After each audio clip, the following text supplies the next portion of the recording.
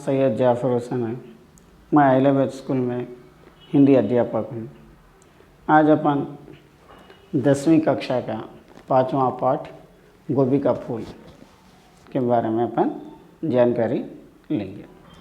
सब कुंजड़े उन्हें देख के आइए बाबूजी का नारा लगाते हैं, किंतु मन से कोई नहीं चाहता कि उसके दुकान पर ही उस दिन के बाज़ार का व्रत तोड़े, क्योंकि बहुत देर तक उसे हिसाब लगाना पड़ता है कि सौदे के बाद घाटे की आखिर कौन रहा है। देखिए सब्ज़ी मंडी में जाते हर एक कुंजड़, हर एक तरकारी वाला भी सिर्फ नाम के लिए पुकारते रहता है, आइए बाबूजी हमारे पास तरकारी अच्छी है, लेकिन दिल से कोई भी नहीं चाहता कि वो बाबू हनुमान प्रसाद जी हमारे पास आए और तरकारी लिए, क्योंकि उस दिन ये दुकान पे कितना गिराक होने वाला है नहीं मालूम, कौन फ़ायदे में है कौन नुकसान में है। आखिरकार ये हिसाब लगे जब तक बहुत लंबा चौड़ा टाइम लग जाता। इसीलिए कोई भी दिल से नहीं चाहता कि ये आदमी उनकी दुकान पे आने के लिए, सिर्फ यही चाहता कि नया है तो अच्छा है, लेकिन अपने ऊपरी दिल से सिर्फ बुलाते हैं कि आइए बाबूजी हमारे पास आइए। हनुमान प्रसाद जी को हरी सब्ज़ी का मर्ज है। बाबू हनुमान प्रसाद जी को हरी सब्ज़ी यानी तरकारियों की एक बीमारी है। यानी बीमारी का मतलब बीमार नहीं होता, हर एक विटामिन्स के बारे में उनको जानकारी है।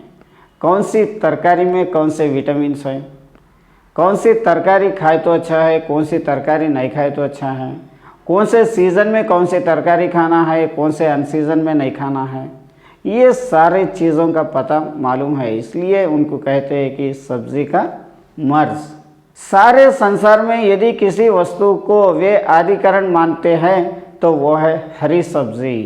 पूरी दुनिया में आपको कौन सी चीज़ अच्छी लगती, कौन सी चीज़ आपको पसंद आती बोल के कोई पूछा तो सिर्फ एक ही अल्फाज है, हरी सब्ज़ी यानी तरकारी।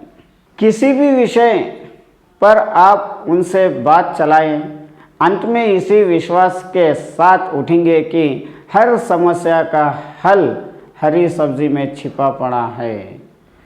आप कितने भी विषयों के बारे में, कितने भी टॉपिकों के बारे में भी आप बातचीत करिए, लेकिन आखिरी में इनको एक ही भरोसा रहता था कि हर एक चीज़ का, हर एक समस्या का, हर एक परेशानी का हल सिर्फ हरी सब्ज़ी में छिपा हुआ है।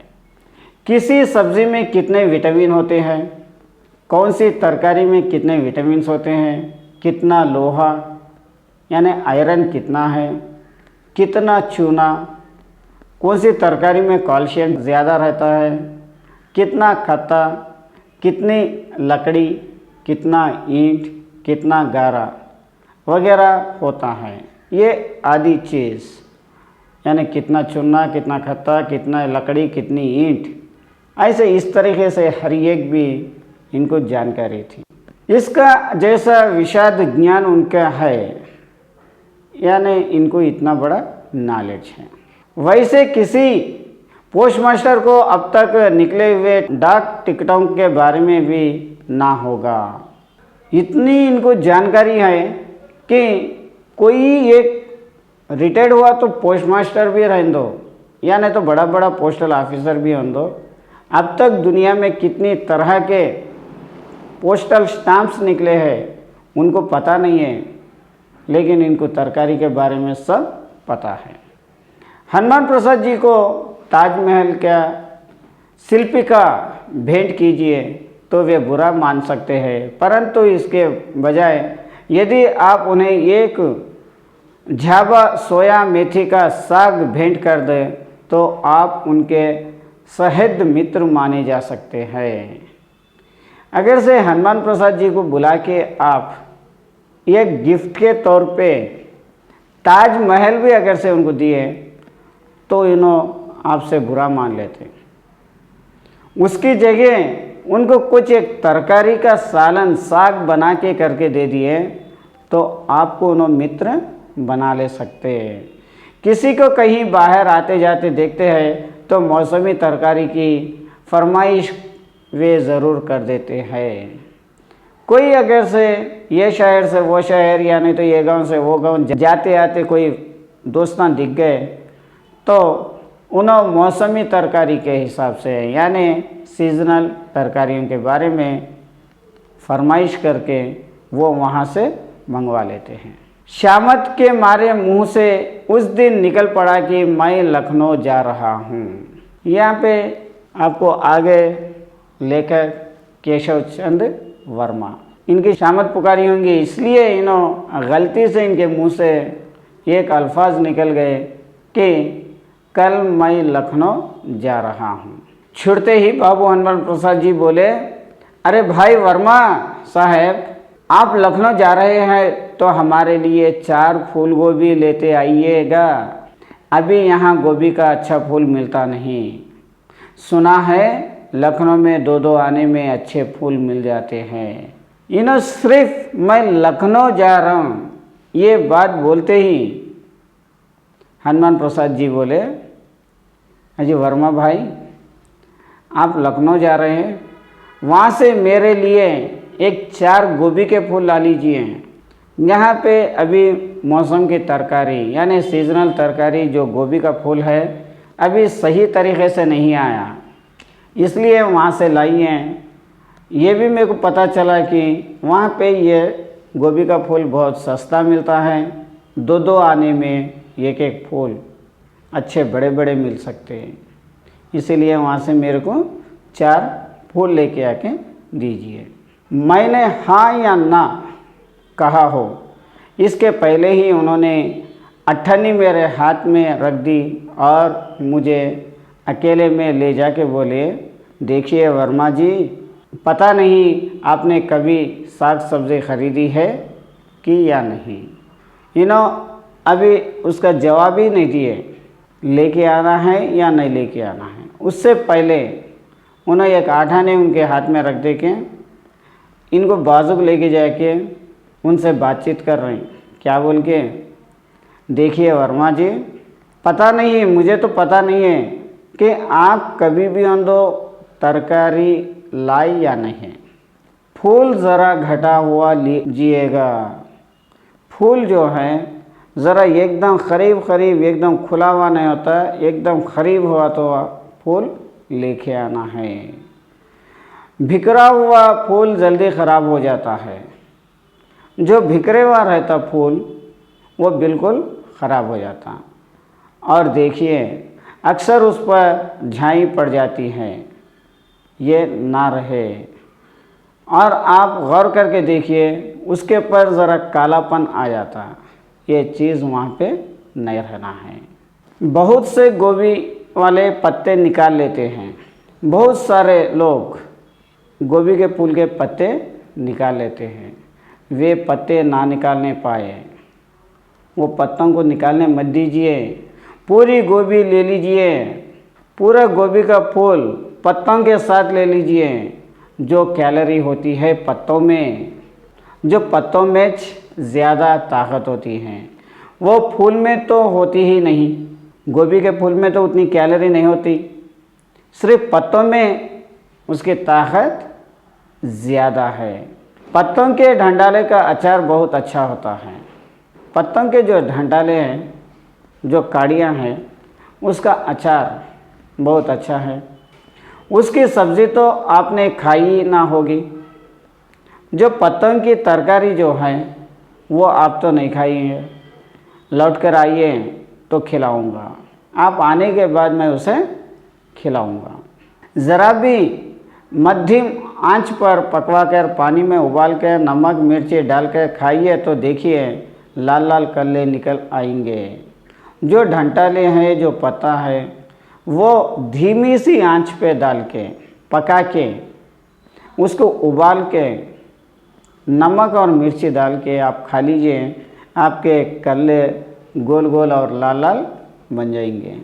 वे हर किसी सब्ज़ी के बारे में बहुत कुछ कह सकते हैं। जो हनुमान प्रसाद जी हैं तरकारी के बारे में बहुत सारे बातें बोल सकते हैं। मैं इसलिए चुप था, मैं इसलिए खामोश था। वे सांस लेकर फिर बोले, अच्छा सुनिए, फूल में कभी कभी छोटे छोटे कीड़े लग जाते हैं। और इन्हों कंटिन्यू कर रहे हैं, इन्हों सांस लेने को भी टाइम नहीं दे रहे, मौका नहीं दे रहे। और क्या बोल रहे हैं, गोभी के फूल में छोटे छोटे कीड़े भी रह जाते हैं, उसे ज़रा झड़वा कर ले लीजिए, उसे ज़रा झड़वा के यानी झटक के ले लीजिए। पानी में भीगा हुआ फूल ना लीजिए, पानी में जो फूल भीगा हुआ है वो भी नहीं लेना है, बड़ा जल्दी ख़राब हो जाता है, वो फूल जल्दी से जल्दी ख़राब हो जाता है। अच्छे गोभी के फूल में कच्चे हो तो भी विटामिन डी ए बी काफ़ी रहता है। जो अच्छे गोभी का फूल है वो फूल में विटामिन डी ए बी ये बहुत सारे होते हैं। मैंने उन्हें याद दिलाया कि यदि मैं गोभी का फूल का पूरा महत्व सुनकर गया तो गाड़ी छूटेगी, नौकरी छूटेगी और गोभी का फूल भी छूट जाएगा। क्या है, इन्हों बाजुक लेके जाके पूरी तरकारी के बारे में समझा रहे थे। तो इसके बाद जो वर्मा जी हनुमान प्रसाद जी को याद दिलाए, अगर से आपके गोभी के फूल के बारे में, उसके इम्पोर्टेंट के बारे में, उसके महत्व के बारे में मैं सुना, पूरी बात सुनते हुए रह गया तो मेरी गाड़ी भी छूट जाएगी, मैं जो जाने वाली गाड़ी है वो गाड़ी भी चले जाएंगे और मेरी नौकरी भी चले जाएंगे और आप जो मंगा रहे हैं वो गोभी के फूल भी छूट जाएंगे। गाड़ी नहीं मिली तो मैं वहाँ पे लखनऊ नहीं जाऊँगा और वहाँ पे नौकरी भी नहीं मिलेगी, और मैं लखनऊ नहीं जाऊँगा तो आपके गोभी का फूल भी छूट जाएगा। सब पर संकट की बात सुनकर हनुमान प्रसाद जी ने मुझे छोड़ दिया। ये परेशानी की बात सुन के हनुमान प्रसाद जी क्या है, इनको छोड़ दिए। ठीक है, आप जाइए। हज़रतगंज सिनेमा, नुमाइश, काफ़ी हाउस सब कुछ छोड़कर मैं लखनऊ की तरकारी मंडी में घुसा, जहाँ पे लखनऊ में देखने के चीज़ें जो है, हज़रतगंज और सिनेमा हॉल, वहाँ की नुमाइश और वहाँ का काफ़ी हाउस, ये सारे चीज़ें पूरे छोड़ दे के तरकारी की मंडी में घुस गए। तरकारी वाले 3 आने के नीचे उतरने को तैयार ना थे। इन्हों तो एक आने 2 आने में गोभी का फूल बोले, लेकिन वहाँ पे जो तरकारी वाले हैं 3 पैसे से कम के लिए कोई तैयार नहीं थे। परंतु मुझे 2 आने वाले ही फूल चाहिए थे, लेकिन मुझे 2 पैसे वाले फूल ही चाहिए थे। पूरे पत्ते वाले, जिनके डंठालों का अचार बन सके। गोभी का फूल भी ऐसा होना है, पूरे पत्ते वाले होना है, इसके डंठालों का अचार भी बन सकना है, जिनके खाने से लाल लाल कल्ले निकल जाएं। जो ये पत्ते खाने से कल्ले भी लाल लाल हो जाना है। लौटने का वक्त तो हो गया, फिर रिटर्न घर को जाने का टाइम हो गया, लखनऊ से फिर अपने गांव को आने का टाइम हो गया। मंडी वाले ने 2 आने पर उतरने के लिए हामी ना भरी। जो मंडी वाले हैं उन लोग 2 पैसों में तरकारी देने के लिए तैयार नहीं थे। हार कर 3 आने के भाव से ही गोभी के फूल खरीदे। आखिरी में एट लास्ट, आखिरी में 3 पैसों से ही गोभी का फूल खरीदे। 4 फूल उसके वास्ते लिए और सोचा अगर ये इतना नायाब है तो 2-4 अपने लिए भी ले लूँ। 4 फूल तो उनके लिए ले लिए, लेकिन गोभी का फूल इतना इम्पोर्टेंट है, इतना अच्छा है, इतने विटामिन्स आ रहे हैं, इतनी अच्छी तरकारी बोल के माने जा रहे हैं, तो मेरे लिए भी 2-4 क्यों ना ख़रीदूँ। ये सोचते रहे। इसके थोड़े अर्थ भी देखिए। कुंजड़ा तरकारी बेचने वाला, शलजम एक प्रकार का कंद यानी एक प्रकार की एक किस्म की तरकारी, मर्ज बुरी लत यानी बुरी आदत, गड्डी एक ढेर, फरमाइश फरमाइश करना, आज्ञा देना या आदेश देना। मध्यम यानी धीमी से आंच में, हल्का, धीमी से। एक अदद सबसे अच्छा। ये इसके थोड़े मीनिंग्स हैं। आज के लिए ये पाठ यहाँ तक समाप्त। कल इसका कंटिन्यू करेंगे।